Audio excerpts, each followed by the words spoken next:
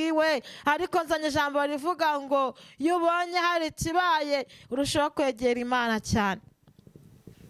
Iyo ubonye hari igihindutse urushaho guhindura ibihe, ukamenya ko kuza k'umwana w'intama kuri hafi. Narinje kubabwira ngo imisaruro ni ibiri kandi iyo misaruro igiye kuboneka. Umuntu wese nabe maso, harasifogre, umuntu wese nabe maso, umuntu wese nabe maso, abere maso. Turabashuhuje abadukurikiye, abakurikiye Mukakarangwa TV. Amahoro y'Imana no gufashwa n'Umwuka Wera bibane namwe, amina.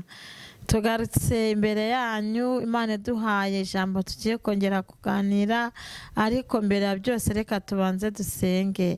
Turagushimiye Uwiteka, uri umukozi w'umuhanga, izina ryawe nirihimbazwe. Watubereye Imana, utubera amagare n'amafarashi, twakugendeyeho turatambuka, twakugendeyeho turambuka, twakugendeyeho tubona amahoro. Haleluya. Isa nk'iyi turi imbere y'amaso ye turagushimiye. Umugisha umuntu wese udukurikiye, yaba ari mu Rwanda umuha umugisha, yaba ari hanze mu bihugu bitandukanye umuha umugisha, kandi umuntu wese udukurikirana umushoboze kugira ngo abashe kugira ahava n'ahagera, kandi buri wese ufite uko agukeneye akubone. Turagushimiye ko ubikoze, ndetse turakubashye kuko uri Imana. Haleluya. Turagushimiye kuko uri mu ruhande rwacu, mubisha nawe. Izina ryawe nirihimbazwe. Urakoze urakarama, mu izina rya Yesu Kristo wabambwe rimwe gusa, amen.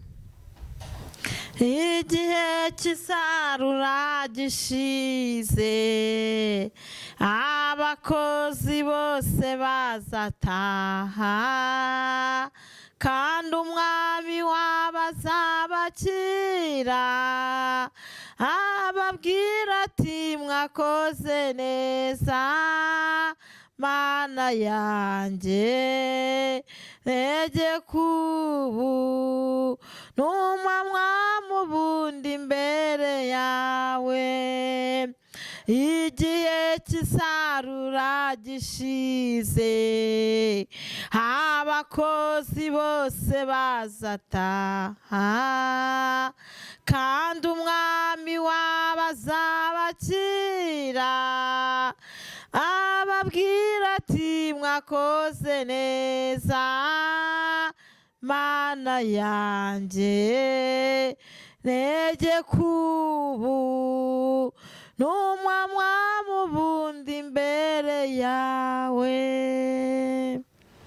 Tumaze kuririmba umuririmbyi uri kutubwira ngo igihe cy'isarura gishize, abakozi bose bazataha, ngo kandi umwami wabo azabakira ababwire ngo mwakoze neza.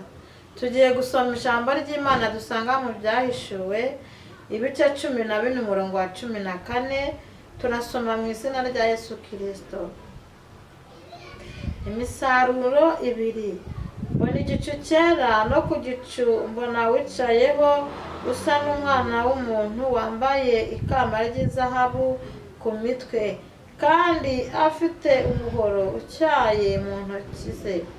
Marayika wundi ava mu rusengero, arangurura ijwi rirenga, abwira wicaye kuri icyo gicu ati, ahoramo umuhoro wawe, usarure kuko isarura risohoye, kandi ibisarurwa byo mu isi byeze cyane.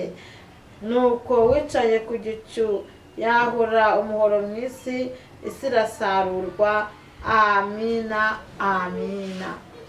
Dusomye amagambo dusanze hano mu Byahishuwe ibice 14 kuva ku murongo wa 14. Haravuga ngo imisaruro yari ibiri. Nimurabizi ko Yohana ubwo yakundaga umurimo w'Imana bamurwanyije cyane, ariko ku munota wa nyuma bamaze kumurwanya bibwira ko bamwishe, bamujugunya ku kirwa Patimo. Ariko nubwo bamujugunye Patimo ntabwo yapfuye, ahubwo tuzi ku gice cya mbere kivuga ngo ngewe Yohana nari ndi mu mwuka, numva ijwi inyuma yanjye rimeze nk'iry'impanda. Haleluya. Hanyuma Yohana ari ku kirwa Patimo, Imana yamweretse uburyo izasohoza cyangwa uburyo izaza gusarura imisaruro ibiri ku isi. Turi mu gihe gikomeye, abantu bakwiye gusenga turi mu gihe abantu bakwiye kwiyunga n'Imana, turi mu gihe abantu badakwiye kurwanirira Imana, kuko uzarwanirira Imana, Imana iramwica.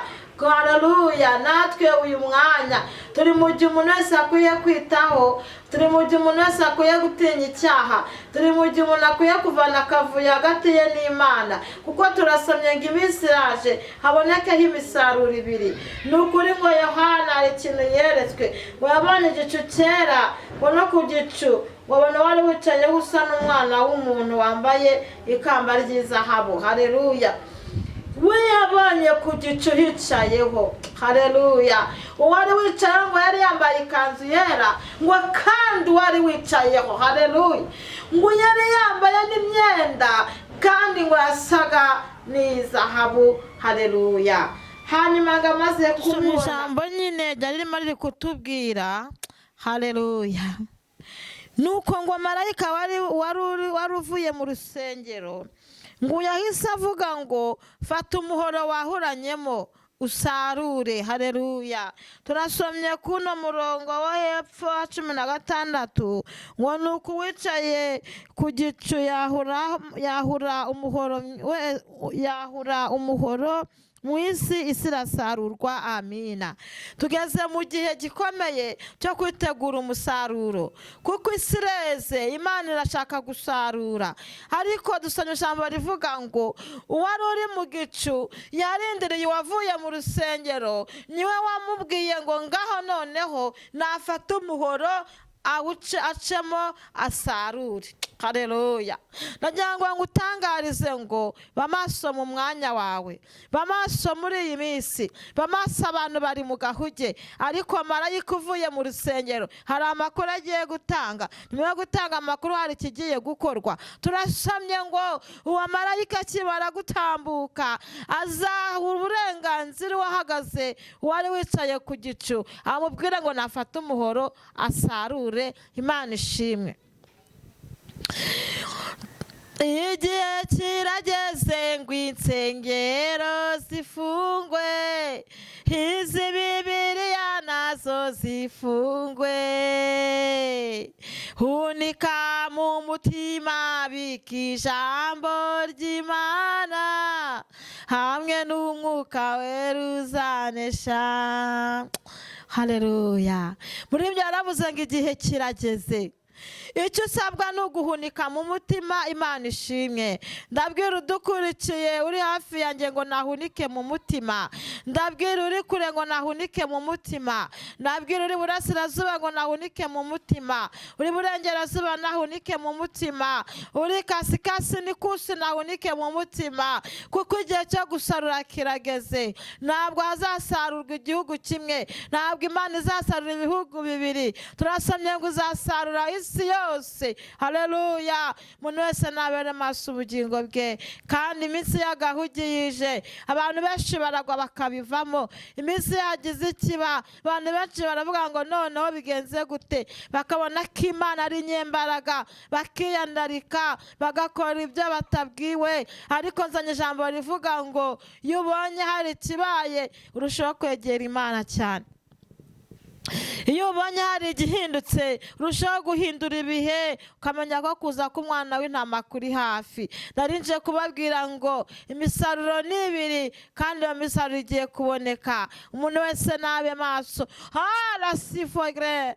Umuntu wese nabe maso, umuntu wese nabe maso, abere maso ubugingo bwe, kandi wageze icyo avugana n'Imana akomere ku Mana, kuko yabivuze ntibeshya, no kuzizaza no kubikora izabikora. Abantu benshi bibereye mu kajagari, ariko nagira ngo abantu bave mu kajagari, bareke kujya mu kajagari ko kumva ibibi. Ahubwo fata Bibiliya usome, umenye ngo icyo ubonye hakurikiyeho iki, umenye ngo icyo warose hakurikiyeho iki, umenye ngo icyo Imana ikoze hakurikiyeho iki. Haleluya. Kandi abantu bose begera Imana, kandi na Yesu nawe yegeraga Imana ndetse akumvira n'abayobozi. Uyu mwanya ndagira ngo umuntu wese agendane n'Imana, yumvira n'abayobozi, kandi abasha kongera ibihe byo gusenga. Hanyuma Imana iri mu ruhande rwacu. umubisha ntawe. Haleluya. Imana ibaha umugisha abari badukurikiye,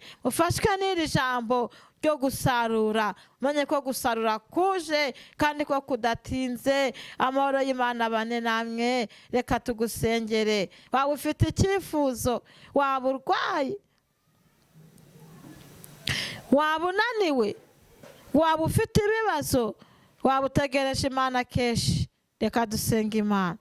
Mana, mu izina rya Yesu Kristo, ntawe uhwanye nawe. Haleluya. Ntabwo ujya uhinduka, ushobora byose.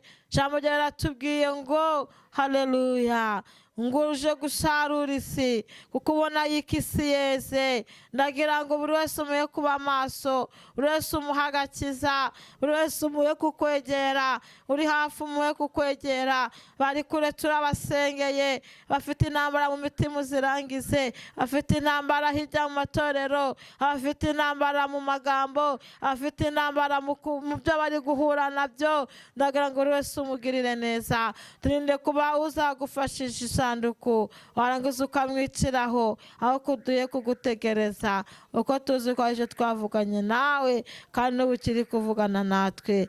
Urakoze, urakarama. Tugushimiye ibyo ukoze tukuragije bisigaye, mu izina rya Yesu Kristo wabambwe rimwe gusa. Amen, amen, amen.